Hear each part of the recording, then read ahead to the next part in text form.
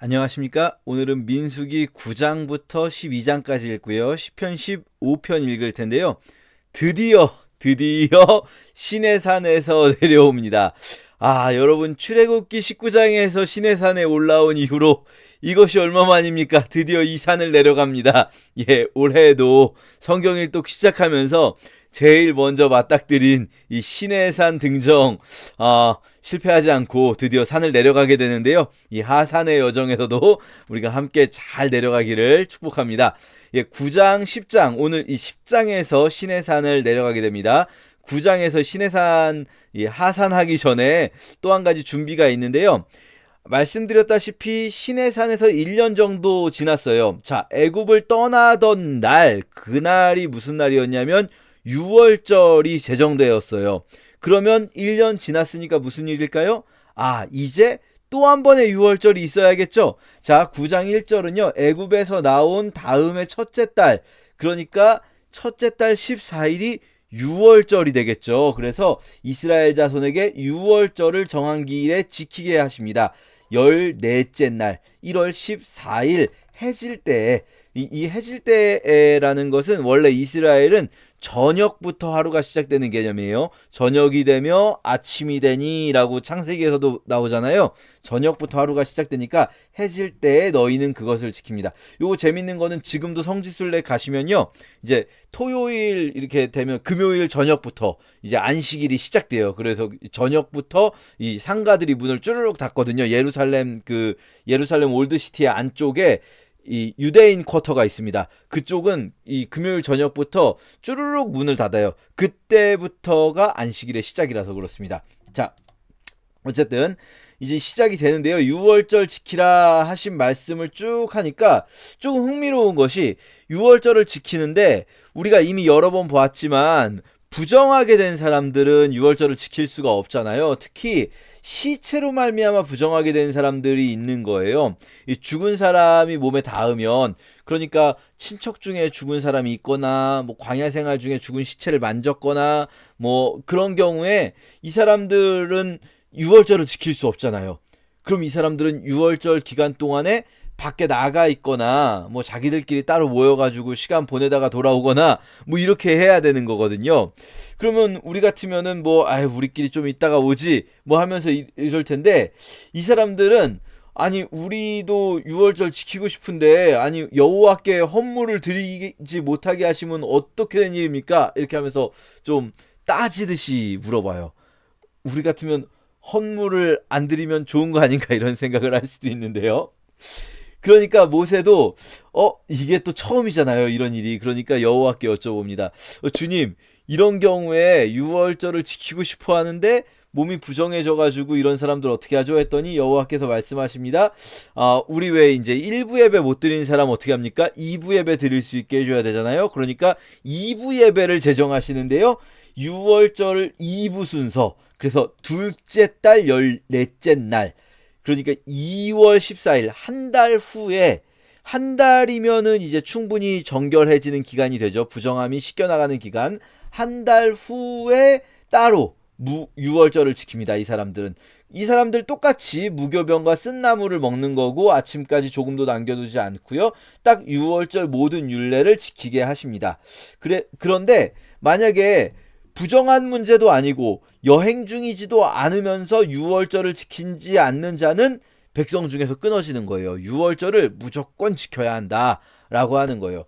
그래서요, 생각해보면 어떤 사람은 6월절을 지킬 수 있음에도 안 지키려고 하다가 이렇게 백성 중에 끊어지는 사람이 있는가 하면, 어떤 사람은 6월절 그냥 지킬 수 없게 됐네요. 참 안타깝지만 쉬고 계세요. 라고 할 수 있는데도 저희는 6월절을 지키고 싶습니다. 이러는 사람도 있는 거거든요. 하나님께 예배 드리는 일도 누군가에게는 예배 하루만 쉬고 싶다 이럴 수도 있고, 그 매주 어떻게 가나, 그렇게 사람을 올가매나, 예배를 드려야 한다는 걸로 사람을 올가매는 게 그게 옳은 건가, 하나님이 그런 걸 원하시나, 막 이런 생각을 할 수도 있지만, 어떤 사람에게는 예배는 특권인데 나는 예배를 드리고 싶은데, 나는 예배를 너무나 드리고 싶습니다, 이럴 수도 있는 거예요. 자, 그렇게 우리는 어떤 사람인가 한번 생각하면서 읽어보면 좋겠고요. 타국인들도 있습니다. 출애굽할 때 이스라엘 백성들만 히브리인만 출애굽한 것이 아니라 잡족이라고 해가지고 이제 이방인들 중에서도 출애굽에 포함된 사람들이 있거든요. 이런 사람들 또 앞으로 이스라엘 땅에 만약에 가나안에 정착해서 살아가는 기간 중에라도 타국인들이 함께 거류하면서 유월절 지키고자 할 때 똑같습니다. 타국인이라고 해서 뭐 차별을 두거나 타국인들은 유월절을 지킬 수 없다, 우리와 함께 할 수 없다 이러지 않아요. 오해하지 마세요, 여러분. 율법은 이방인들에 대해서 배제하지 않습니다. 가나안 땅을 지배하고 있는 7개 민족이 있어요. 그 7개 민족에 대해서만 진멸 명령이 내려집니다. 그 7개 이방 민족들에 대해서만 배제돼요. 그들은 여호와의 회중에 참여할 수가 없습니다. 이 7개 이방 민족을 제외하고 나머지 민족들에 대해서는 하나님께서 물론 이 7개 민족 외에도 여호와의 회중에 참여하지 못하는 민족 몇 개 더 있기는 합니다만 어쨌든 그러나 그럼에도 불구하고 기본적으로 모든 일반적인 이방인들, 사실 전 세계에 얼마나 많은 이방 민족이 있습니까? 기본적으로 이방 민족에 대해서 열려 있다라는 것을 기억하고 특별히 특히 죄악이 가득한 몇몇 민족들에 대해서 그것이 제한된다라는 것을 기억하시면 좋겠어요. 자, 그리고 이제 9장 아랫부분에서는요, 성막을 세우고 구름이 드디어 뜹니다. 그래서요, 이제 항상 앞으로 수십 년간 이들이 어떻게 행하는가? 구름이 떠오르면은 행진하고 구름이 머무르는 곳에 진을 칩니다. 이것이요, 구름이 머무르는 동안에는 그것이 아무리 오래 머무르더라도 막 구름이 한 달 동안 머무르든지 이틀이든지 한 날이든지 1년이든지 아마도 이렇게 기록이 된 걸 보면 광야 생활 39년 동안에는요, 구름이 1년 머무른 기간도 있었나 봐요. 1년이든지 구름이 성막 위에 머물러 있을 동안에는 이스라엘 자손이 진영에 머물고 행진하지 않다가 구름이 떠오르면 이제 성막을 철수하고 성막을 이제 걷고 그러면서 행진하고, 이런 식으로 구름에 따라서 여호와의 명령을 지켜 행진하거나 머물기가 결정되었다라는 것이 9장 하반절에 나옵니다. 굉장히 중요하죠. 우리의 나아감과 머무름이 오직 하나님의 임재에 달려있다. 하나님께서 나아가심과 머무르심에 달려있다. 우리 찬양으로 하잖아요. 주님 말씀하시면 제가 나아가겠습니다. 주님이 뜻이 아니면 우리가 멈춰서겠습니다. 이게 그냥 하루 이틀은 멈춰설 수 있지만 1년 멈춰서 있으면 구름이 고장났나? 이런 생각을 할 수도 있잖아요. 그런데 그게 아닌 거예요. 이틀이든지 한 달이든지 1년이든지 1년 멈춰서 있다 보면 가나안은 언제 가지? 이런 생각할 수도 있잖아요. 가나안에 들어가야 되는데 가나안에 들어가겠다고 여기 나온 건데 구름이 멈춰 있으면, 근데 이제부터 이들은 이렇게 살기로 작정한 겁니다. 자, 10장에서 이제 드디어 출발하는데요. 출발하기 전 마지막 준비 사항입니다. 아직 출발을 못하고 있어요. 여러분, 우리 민수기 1장에서 봤지만 둘째 달 첫째 날이 민수기 1장에서 인구조사였잖아요. 그러니까 지금 9장에서 첫째 달 14일에 유월절 지켰지만, 그리고 유월절은 8일간 지키니까 첫째 달 마지막 부분까지 가지만 아직 둘째 달까지도 출발을 못하고 있는 겁니다. 자, 그런데 마지막 출발 전에 뭘 하냐면요, 은나팔 둘을 만듭니다. 이제 왜냐면 출발하기 전에 마지막으로 출발 신호가 필요하잖아요. 그래서 백성들이 진군을 할 때는 신호를 줘서 한꺼번에 뭔가 질서정연하게 이동하게 하기 위한 장치를 마련합니다. 요게 필요하다는 것 자체가 하나님께서 질서정연하게 이동케 하기를 원하신다는 거예요. 그냥 적당히 갈 수도 있잖아요. 적당히 그냥 자 갑시다 하면서 막 그냥 적당히 우르르 다닐 수도 있잖아요. 하지만 하나님 그렇게 다니길 원하지 않으신다는 거예요. 근데 여기 뭐 사실 길이 있습니까? 뭐가 있습니까? 광야잖아요. 어차피 누가 보고 있습니까? 뭐합니까? 질서 있게 가서 뭐합니까? 광야에서 그냥 우르르 다녀도 누가 뭐라고 합니까? 여기에서. 근데도 하나님은요, 질서의 하나님이십니다. 질서 있게 이동하게 하세요. 이 광야에서, 길도 없는 곳에서 굳이 나팔 2개를 만드는데요. 이 나팔 2개를 2개를 동시에 불면은 온 회중이 모이고요. 2개 중에 하나만 불 때는 지휘관들만 모입니다. 자, 이렇게 모임의 나팔이 있고요. 그리고 행진의 나팔이 있어요. 크게 불 때는 행진이에요.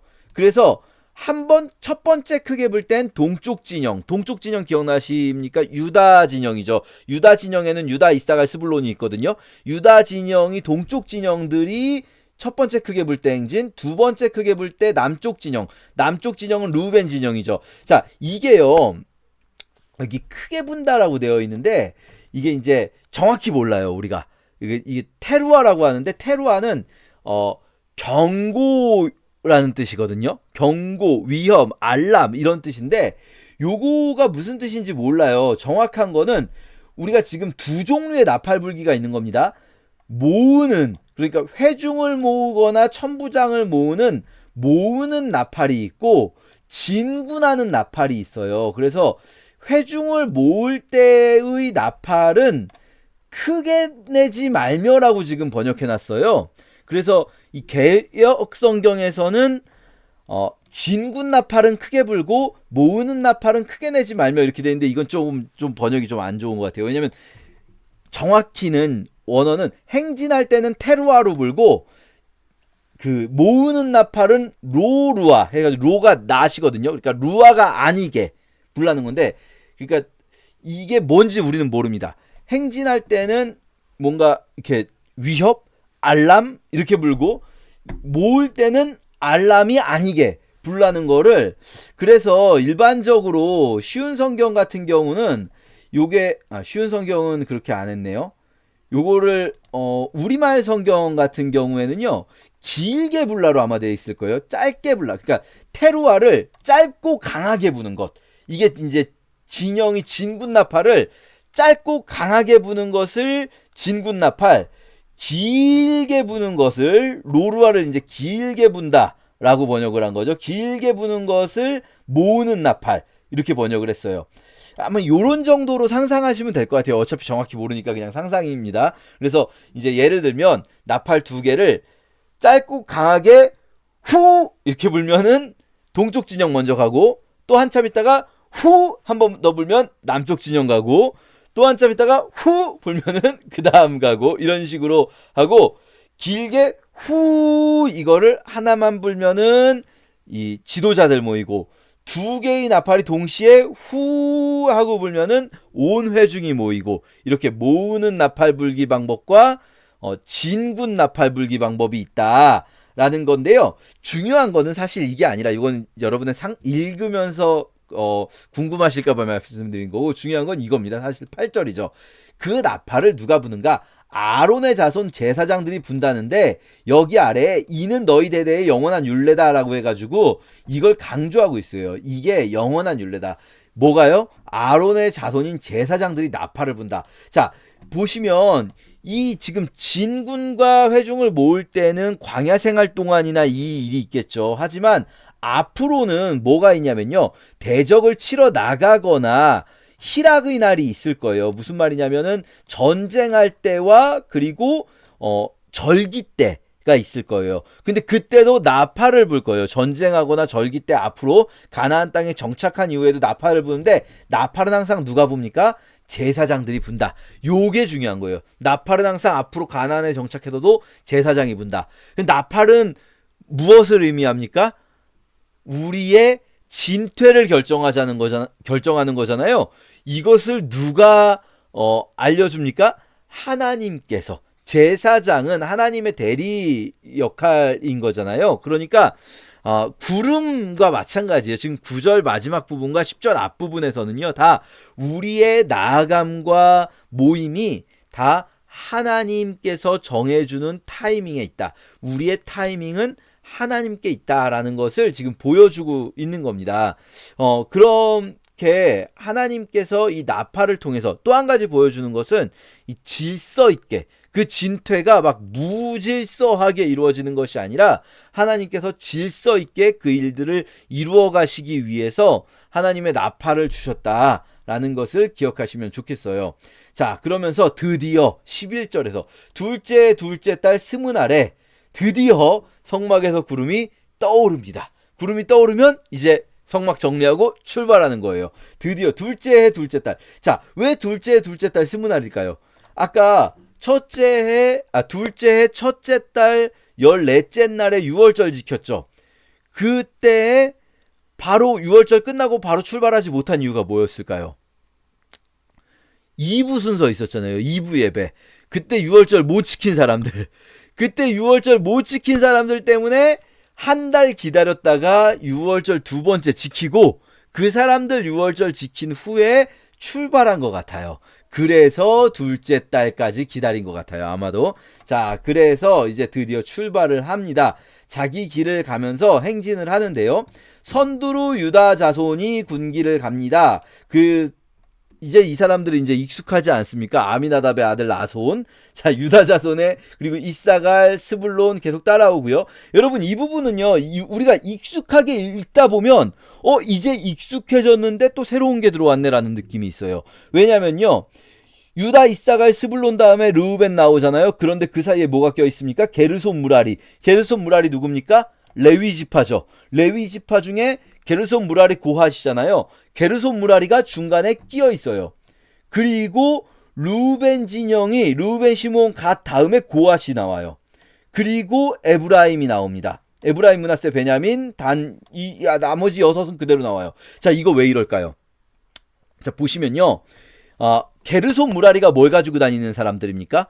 게르손은 천막, 무라리는 기둥과 널방과 받침, 그리고 고핫이 법궤와 지성물들, 그러니까 떡상과 등잔대 같은 가장 중요한 성물들을 가지고 다니는 게 고핫이에요. 그러면 고핫이 도착하기 전에 게르손과 무라리가 먼저 가는 거예요. 그래서 뭐랍니까? 게르손과 무라리가 먼저 도착해서 먼저 천막 치고 있는 거예요. 선발대로. 그러면 고핫이 도착할 때쯤에는 천막 다 쳐진 상태로 고핫은 도착하자마자 바로 법궤를 안치시킬 수가 있는 거죠. 이거를 생각해보면, 아니 그러면은 고핫도 먼저 같이 가서, 게르손, 무라리, 고핫 같이 가서 잠깐 기다렸다가 법궤를 놓아도 되지 않나요? 그러면 안 되죠. 왜요?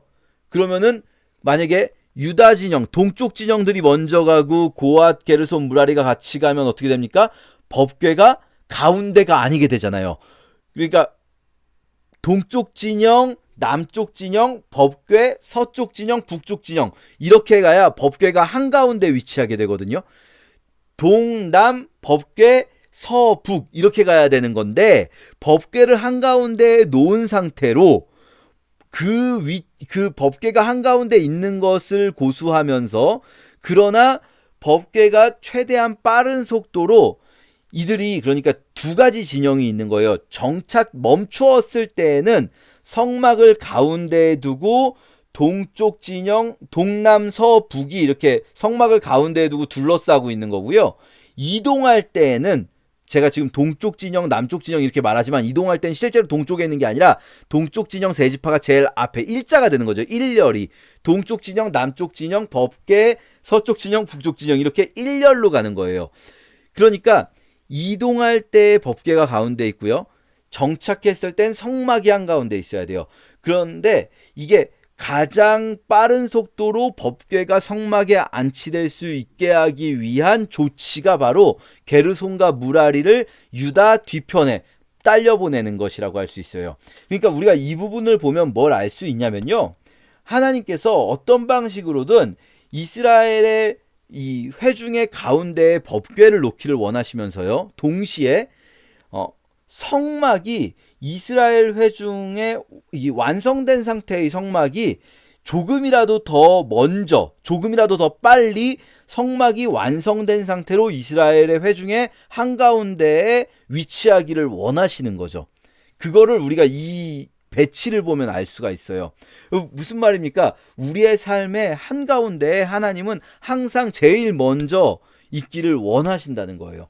우리가 어떤 예배를 우리 삶에 다른 거 다 하고 뒤에 놓는다거나, 우리는 뭐 큐티를 할 때도 그런 거 많잖아요. 남는 시간에 큐티하고, 다른 거 다 하고 남는 시간에 성경 읽고, 다른 거 다 하고 남는 시간에 기도하고, 이런 경우 많지 않습니까?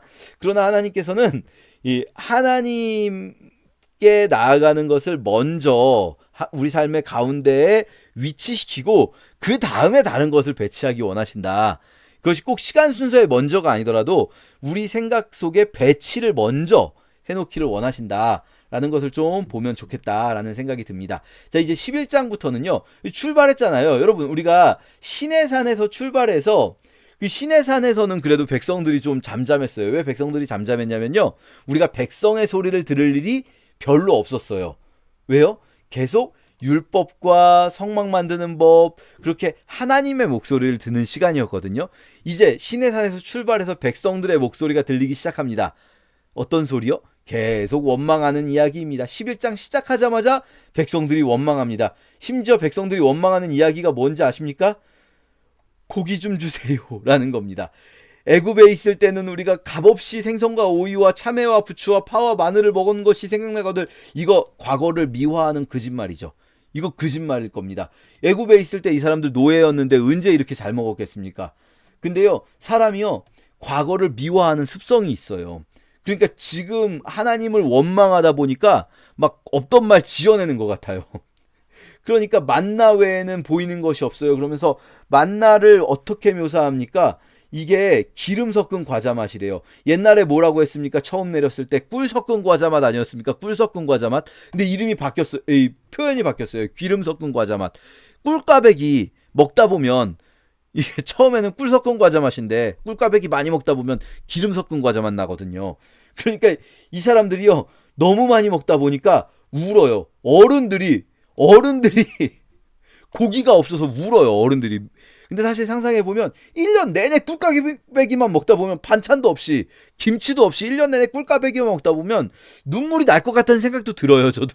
근데 이게 얼마나 이 백성들이 하나님 앞에 부끄러운가. 왜냐하면 그렇게까지 원망하기 전에 그러면 차라리 간절하게 하나님께 구했을 수도 있잖아요. 여러분, 이 성경을 보면 없는 게 뭔지 아십니까? 없는 게? 백성들이 하나님 앞에 겸손하고 간절하게 구했다는 말은 없어요. 원망했다는 말이 먼저 나와요. 겸손하고 간절하게 구했다는 말이 없이. 그러니까 이렇게 원망하고 울기 전에 겸손하고 간절하게 구했는지도 모르겠지만 사실 성경은 그런 부분은 기록하고 있지 않아요.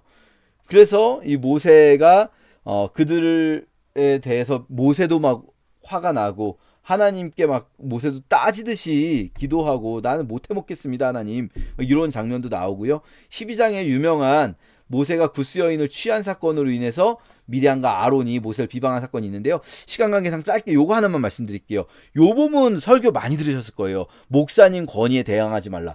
요 본문을 그렇게 해석하시면 안 돼요.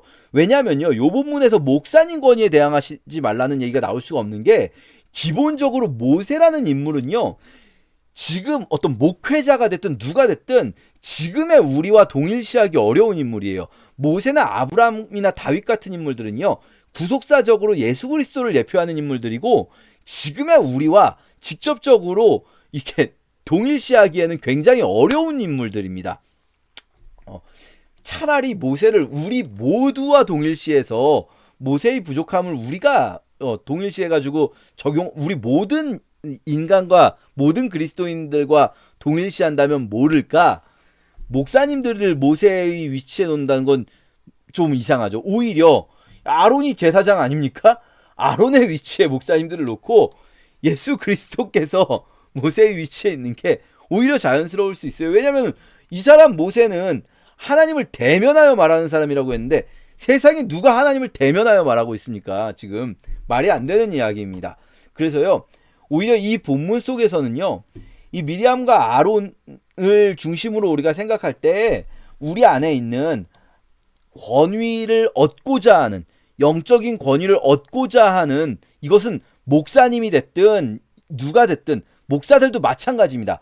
영적인 권위를 내가 권위를 얻고자 하는 그런 마음들, 그런 마음에 대해서 어떤 우리가 살펴볼 필요가 있겠고요. 또 한편으로는 모세에 대해서 생각해 본다면 하나님께서 모세를 세우셨기 때문에, 모세의 어떠함 때문이 아니라 하나님께서 모세를 세우셨기 때문에 하나님께서 모세를 높여주시고 계신다는 점. 그렇다면 지금 우리를 하나님께서 세우신다면, 하나님께서 우리를 사용하신다면 하나님께서 우리를 세워주실 거라는 것도 믿으며 나아갈 수 있다. 이런 걸 기억하면 좋겠습니다. 계속 우리 같이 읽겠습니다. 제 9장. 애굽 땅에서 나온 다음의 첫째 달에 여호와께서 시내 광야에서 모세에게 말씀하여 이르시되, 이스라엘 자손에게 유월절을 그 정한 기일에 지키게 하라. 그 정한 기일 곧 이달 14째 날 해질 때 너희는 그것을 지키되 그 모든 율례와 그 모든 규례대로 지킬지니라. 모세가 이스라엘 자손에게 명령하여 유월절을 지키라 하매 그들이 첫째 달 14째 날 해질 때에 시내 광야에서 유월절을 지켰으되 이스라엘 자손이 여호와께서 모세에게 명령하신 것을 다 따라 행하였더라. 그때에 사람의 시체로 말미암아 부정하게 되어서 유월절을 지킬 수 없는 사람들이 있었는데 그들이 그날에 모세와 아론 앞에 이르러 그에게 이르되, 우리가 사람의 시체로 말미암아 부정하게 되었거니와 우리를 금지하여 이스라엘 자손과 함께 정한 기일에 여호와께 헌물을 드리지 못하게 하심은 어찌함이니까? 모세가 그들에게 이르되, 기다리라. 여호와께서 너희에게 대하여 어떻게 명령하시는지 내가 들으리라. 여호와께서 모세에게 말씀하여 이르시되, 이스라엘 자손에게 말하여 이르라. 너희나 너희 후손 중에 시체로 말미암아 부정하게 되든지 먼 여행 중에 있다 할지라도 다 여호와 앞에 마땅히 유월절을 지키되 둘째 달 14째 날 해질 때 그것을 지켜서 어린 양의 무교병과 쓴나물을 아울러 먹을 것이요 아침까지 그것을 조금도 남겨두지 말며 그 뼈를 하나도 꺾지 말아서 유월절 모든 율례대로 지킬 것이니라. 그러나 사람이 정결하기도 하고 여행 중에도 잊지 아니하면서 유월절을 지키지 아니하는 자는 그 백성 중에서 끊어지리니 이런 사람은 그 정한 기일에 여호와께 헌물을 드리지 아니하였은즉 그의 죄를 담당할지며 만일 타국인이 너희 중에 거류하여 여호와 앞에 유월절을 지키고자 하면 유월절 율례대로 그 규례를 따라서 행할지니 거류민에게나 본토인에게나 그 율례는 동일할 것이니라. 성막을 세운 날에 구름이 성막 곧 증거의 성막을 덮었고 저녁이 되면 성막 위에 불 모양 같은 것이 나타나서 아침까지 이르렀으되 항상 그러하여 낮에는 구름이 그것을 덮었고 밤이면 불 모양이 있었는데 구름이 성막에서 떠오르는 때에는 이스라엘 자손이 곧 행진하였고 구름이 머무는 곳에 이스라엘 자손이 진을 쳤으니 이스라엘 자손이 여호와의 명령을 따라 행진하였고 여호와의 명령을 따라 진을 쳤으며 구름이 성막 위에 머무는 동안에는 그들이 진영에 머물렀고 구름이 성막 위에 머무는 날이 오랠 때에는 이스라엘 자손이 여호와의 명령을 지켜 행진하지 아니하였으며 혹시 구름이 성막 위에 머무는 날이 적을 때에도 그들이 다만 여호와의 명령을 따라 진영에 머물고 여호와의 명령을 따라 행진하였으며 혹시 구름이 저녁부터 아침까지 있다가 아침에 그 구름이 떠오를 때에는 그들이 행진하였고 구름이 밤낮 있다가 떠오르면 곧 행진하였으며 이틀이든지 한 달이든지 1년이든지 구름이 성막 위에 머물러 있을 동안에는 이스라엘 자손이 진영에 머물고 행진하지 아니하다가 떠오르면 행진하였으니 곧 그들이 여호와의 명령을 따라 진을 치며 여호와의 명령을 따라 행진하고 또 모세를 통하여 이르신 여호와의 명령을 따라 여호와의 책임을 지켰더라.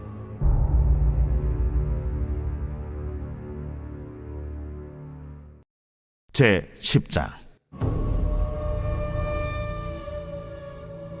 여호와께서 모세에게 말씀하여 이르시되 은나팔 둘을 만들 때 두들겨 만들어서 그것으로 회중을 소집하며 진영을 출발하게 할 것이라.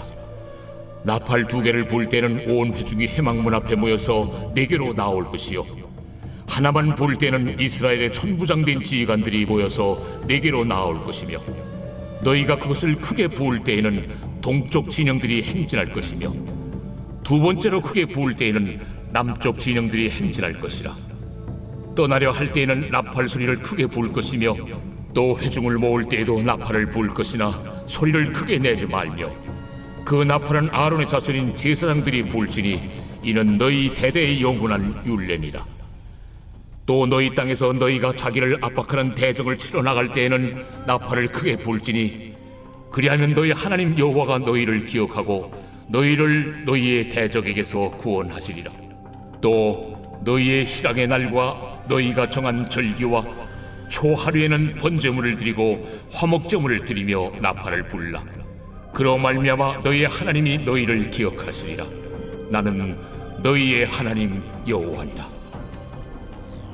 둘째 해 둘째 달 20날에 구름이 증거의 성막에서 떠오르매 이스라엘 자손이 시내 광야에서 출발하여 자기 길을 가더니 바란 광야에 구름이 머무니라. 이와 같이 그들이 여호와께서 모세에게 명령하신 것을 따라 행진하기를 시작하였는데 선두로 유다 자손의 진영의 군기에 속한 자들이 그들의 진영별로 행진하였으니 유다 군대는 암미나답의 아들 나손이 이끌었고 이사갈 자손 지파의 군대는 수알의 아들 느다넬이 이끌었고 스불론 자손 지파의 군대는 헬론의 아들 엘리압이 이끌었더라. 이에 성막을 거두매 게르손 자손과 무라리 자손이 성막을 메고 출발하였으며 다음으로 루벤 진영의 군기에 속한 자들이 그들의 진영별로 출발하였으니 루벤의 군대는 수데울의 아들 엘리술이 이끌었고 시몬 자손 지파의 군대는 수리사떼의 아들 슬루미엘이 이끌었고 갓자손 지파의 군대는 두엘의 아들 엘리아삽이 이끌었더라. 고아디는 성물을 메고 행진하였고 그들이 이르기 전에 성막을 세웠으며 다음으로 에브라임 자손 진영의 군기에 속한 자들이 그들의 진영별로 행진하였으니 에브라임 군대는 암미우스의 아들 엘리사마가 이끌었고 므낫세 자손 지파의 군대는 부다술의 아들 가말리엘이 이끌었고 베냐민 자손 지파의 군대는 기드오니의 아들 아비단이 이끌었더라. 다음으로 단 자손 진영의 군기에 속한 자들이 그들의 진영별로 행진하였으니 이 군대는 모든 진영의 마지막 진영이었더라. 단 군대는 암미사떼의 아들 아히에셀이 이끌었고 아셀 자손 지파의 군대는 오그란의 아들 바기엘이 이끌었고 납달리 자손 지파의 군대는 에난의 아들 아히라가 이끌었더라. 이스라엘 자손이 행진할 때에 이와 같이 그들의 군대를 따라 나아갔더라. 모세가 모세의 장인 미디안 사람 루엘의 아들 호밥에게 이르되 여호와께서 주마하신 곳으로 우리가 행진하나니 우리와 동행하자. 그리하면 선대하리라. 여호와께서 이스라엘에게 복을 내리리라 하셨느니라. 호밥이 그에게 이르되 나는 가지 아니하고 내 고향 내 친족에게로 가리라. 모세가 이르되 청하건대 우리를 떠나지 마소서. 당신은 우리가 광야에서 어떻게 진칠지를 아나니 우리의 눈이 되리이다. 우리와 동행하면 여호와께서 우리에게 복을 내리시는 대로 우리도 당신에게 행하리이다. 그들이 여호와의 산에서 떠나 3일 길을 갈 때에 여호와의 언약궤가 그 3일 길에 앞서가며 그들의 쉴 곳을 찾았고 그들이 진영을 떠날 때에 낮에는 여호와의 구름이 그 위에 덮였었더라. 궤가 떠날 때에는 모세가 말하되 여호와여, 일어나사 주의 대적들을 흩으시고 주를 미워하는 자가 주 앞에서 도망하게 하소서. 하였고 궤가 쉴 때에는 말하되 여호와여, 이스라엘 종족들에게로 돌아오소서 하였더라. 제 11장. 여호와께서 들으시기에 백성이 악한 말로 원망하매 여호와께서 들으시고 진노하사 여호와의 불을 그들 중에 붙여서 진영 끝을 사르게 하시매 백성이 모세에게 부르짖음으로 모세가 여호와께 기도하니 불이 꺼졌더라. 그곳 이름을 다베라라 불렀으니 이는 여호와의 불이 그들 중에 붙은 까닭이었더라. 그들 중에 섞여 사는 다른 인종들이 탐욕을 품음에 이스라엘 자손도 다시 울며 이르되 누가 우리에게 고기를 주어 먹게 하랴? 우리가 애굽에 있을 때에는 값없이 생선과 오이와 참외와 부추와 파와 마늘들을 먹은 것이 생각나거늘 이제는 우리의 기력이 다하여 이 만나 외에는 보이는 것이 아무것도 없도다. 하니 만나는 가시와 같고 모양은 진주와 같은 것이라. 백성이 두루다니며 그것을 거두어 맷돌에 갈기도 하며 절구에 찍기도 하고 가마에 삶기도 하여 과자를 만들었으니 그 맛이 기름 섞인 과자 맛 같았더라. 밤에 이슬이 진영에 내릴 때에 만나도 함께 내렸더라. 백성의 온 종족들이 각기 자기 장막문에서 우는 것을 모세가 들으니라. 이러므로 여호와의 진노가 심히 크고 모세도 기뻐하지 아니하여 모세가 여호와께 여짜오되 어찌하여 주께서 종을 괴롭게 하시나이까? 어찌하여 내게 주의 목전에서 은혜를 입게 아니하시고 이 모든 백성을 내게 맡기사 내가 그 짐을 지게 하시나이까? 이 모든 백성을 내가 베었나이까? 내가 그들을 낳았나이까? 어찌 주께서 내게 양육하는 아버지가 젖먹는 아이를 품듯 그들을 품에 품고 주께서 그들의 열조에게 맹세하신 땅으로 가라 하시나이까? 이 모든 백성에게 줄 고기를 내가 어디서 얻으리이까? 그들이 나를 향하여 울며 이르되 우리에게 고기를 주어 먹게라 하온즉 책임이 심히 중하여 나 혼자는 이 모든 백성을 감당할 수 없나이다. 주께서 내게 이같이 행하실진대 구하옵나니 내게 은혜를 베푸사 즉시 나를 죽여 내가 고난당함을 내가 보지 않게 하옵소서. 여호와께서 모세에게 이르시되 이스라엘 노인 중에 네가 알기로 백성의 장로와 지도자가 될 만한 자 70명을 모아 내게 데리고 와 회막에 이르러 거기서 너와 함께 서게 하라. 내가 강림하여 거기서 너와 말하고 네게 임한 영을 그들에게도 임하게 하리니 그들이 너와 함께 백성의 짐을 담당하고 너 혼자 담당하지 아니하리라. 또 백성에게 이르기를 너희의 몸을 거룩히 하여 내일 고기 먹기를 기다리라. 너희가 울며 이르기를 누가 우리에게 고기를 주어 먹게 하랴. 애굽에 있을 때가 우리에게 좋았다 하는 말이 여호와께 들렸으므로 여호와께서 너희에게 고기를 주어 먹게 하실 것이라.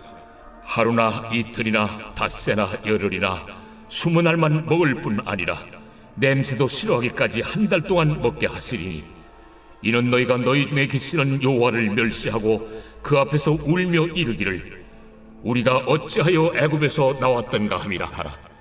모세가 이르되 나와 함께 있는 이 백성의 보행자가 60만 명이온데 주의 말씀이 한 달 동안 고기를 주어 먹게 하겠다 하시오니 그들을 위하여 양떼와 소떼를 잡은들 조카오며 바다의 모든 고기를 모은들 조카오리이까.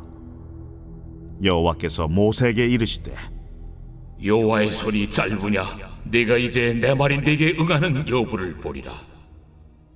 모세가 나가서 여호와의 말씀을 백성에게 알리고 백성의 장로 70인을 모아 장막에 둘러 세우매 여호와께서 구름 가운데 강림하사 모세에게 말씀하시고 그에게 임한 영을 70장로에게도 임하게 하시니 영이 임하신 때에 그들이 예언을 하다가 다시는 하지 아니하였더라. 그 기명된 자 중 엘다시라 하는 자와 메다시라 하는 자 두 사람이 진영에 머물고 장막에 나아가지 아니하였으나 그들에게도 영이 임하였으므로 진영에서 예언한지라. 한 소년이 달려와서 모세에게 전하여 이르되 엘다가 메다시 진중에서 예언하나이다 하매 택한 자 중 한 사람 곧 모세를 섬기는 눈의 아들 여호수아가 말하여 이르되 내 주 모세여 그들을 말리소서. 모세가 그에게 이르되 네가 나를 두고 시기하느냐? 여호와께서 그의 영을 그의 모든 백성에게 주사 다 선지자가 되게 하시기를 원하노라. 모세와 이스라엘 장로들이 진중으로 돌아왔더라. 바람이 여호와에게서 나와 바다에서부터 메추라기를 몰아 진영 곁 이쪽 저쪽 곧 진영 사방으로 각기 하루길 되는 지면 위 2규빗쯤에 내리게 한지라. 백성이 일어나 그날 종일 종야와 그 이튿날 종일토록 메추라기를 모으리. 적게 모은 자도 10호멜이라. 그들이 자기들을 위하여 진영 사면에 펴두었더라. 고기가 아직 이 사이에 있어 씹히기 전에 여호와께서 백성에게 대하여 진노하사 심히 큰 재앙으로 치셨으므로 그곳 이름을 기브롯 핫다아와라 불렀으니 욕심을 낸 백성을 거기 장사함이었더라. 백성이 기브롯 핫다아와에서 행진하여 하세롯에 이르러 거기 거하니라. 제 12장.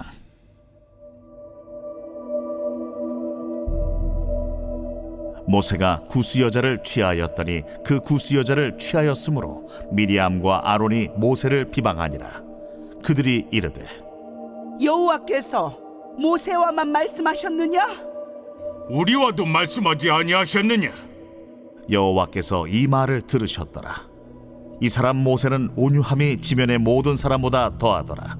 여호와께서 갑자기 모세와 아론과 미리암에게 이르시되 너희 세 사람은 회막으로 나오라. 하시니 그 세 사람이 나아가매 여호와께서 구름 기둥 가운데로부터 강림하사 장막문에 서시고 아론과 미리암을 부르시는지라. 그 두 사람이 나아가매 이르시되 내 말을 들으라. 너희 중에 선지자가 있으면 나 여호와가 환상으로 나를 그에게 알리기도 하고 꿈으로 그와 말하기도 하거니와 내 종 모세와는 그렇지 아니하니 그는 내 온 집에 충성함이라. 그와는 내가 대면하여 명백히 말하고 은밀한 말로 하지 아니하며 그는 또 여호와의 형상을 보거늘 너희가 어찌하여 내 종 모세 비방하기를 두려워하지 아니하느냐. 여호와께서 그들을 향하여 진노하시고 떠나시매 구름이 장막 위에서 떠나갔고 미리암은 나병에 걸려 눈과 같더라. 아론이 미리암을 본즉 나병에 걸렸는지라. 아론이 이에 모세에게 이르되 슬프도다 내 주여, 우리가 어리석은 일을 하여 죄를 지었으나 청하건대 그 벌을 우리에게 돌리지 마소서. 그가 살이 반이나 썩어 모태로부터 죽어서 나온 자같이 되지 않게 하소서. 모세가 여호와께 부르짖어 이르되 하나님이여, 원하건대 그를 고쳐 주옵소서. 여호와께서 모세에게 이르시되 그의 아버지가 그의 얼굴에 침을 뱉었을지라도 그가 이래 동안 부끄러워하지 않겠느냐. 그런즉 그를 진영 밖에 이래 동안 가두고 그 후에 들어오게 할지니라. 이에 미리암이 진영 밖에 이래 동안 갇혀 있었고 백성은 그를 다시 들어오게 하기까지 행진하지 아니하다가 그 후에 백성이 하세롯을 떠나 바란 광야에 진을 치니라. 제15편 다윗의 시. 여호와여, 주의 장막에 머무를 자 누구오며 주의 성산에 사는 자 누구오니이까? 정직하게 행하며 공의를 실천하며 그의 마음의 진실을 말하며 그의 혀로 남을 허물하지 아니하고 그의 이웃에게 악을 행하지 아니하며 그의 이웃을 비방하지 아니하며 그의 눈은 망령된 자를 멸시하며 여호와를 두려워하는 자들을 존대하며 그의 마음에 서원한 것은 해로울지라도 변하지 아니하며 이자를 받으려고 돈을 구워주지 아니하며 뇌물을 받고 무죄한 자를 해하지 아니하는 자이니 이런 일을 행하는 자는 영원히 흔들리지 아니하리이다.